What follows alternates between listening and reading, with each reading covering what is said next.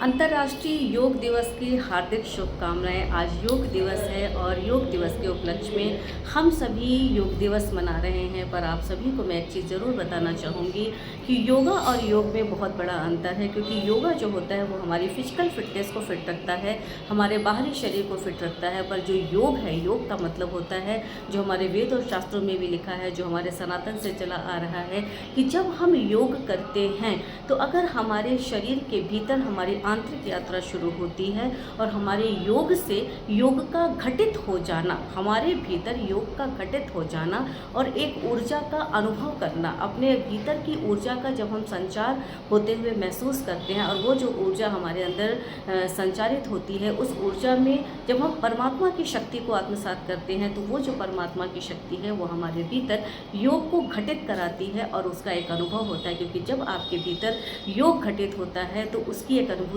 होती है जो परम चैतन्य के रूप में होती है, वाइब्रेशंस के रूप में होती है। जब आप अपने भीतर वाइब्रेशंस को महसूस करने लगते हैं तो आप परमात्मा की शक्ति को आत्मसात करने लगते हैं। तो इसीलिए कहा जाता है कि योग का मतलब होता है जुड़ना, योग का मतलब होता है कनेक्शन, योग का मतलब होता है कनेक्टिविटी। वो जो डिवाइन एनर्जी है, जब आप उस डिवाइन एनर्जी से कनेक्ट होने लगते हैं तो वो जो कनेक्टिविटी है वो आपके भीतर परमात्मा की शक्ति को जागृत करती है और आप परमात्मा की शक्ति से योग कर लेते हैं और वो जो योग घटित होती है वो आपकी चेतना को आशीर्वादित करती है। तो इसलिए आज जो अंतर्राष्ट्रीय योग दिवस है, अंतर्राष्ट्रीय योग दिवस पर अगर आप ध्यान के माध्यम से अपने भीतर की चेतना को जागृत करते हैं, योग करते हैं, तो आज आपको ईश्वर का सबसे बड़ा आशीर्वाद मिलता है। तो योग को घटित कराइए, अपने भीतर परमात्मा की शक्ति को आत्मसात करिए। आप सभी को योग दिवस की हार्दिक शुभकामनाएं।